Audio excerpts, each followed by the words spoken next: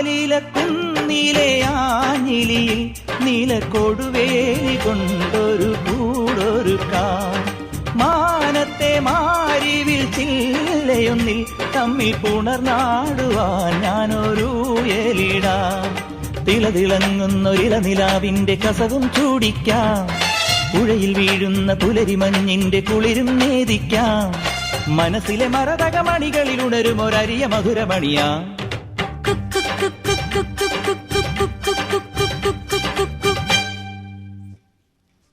പുതുമോടിപ്പാട്ടും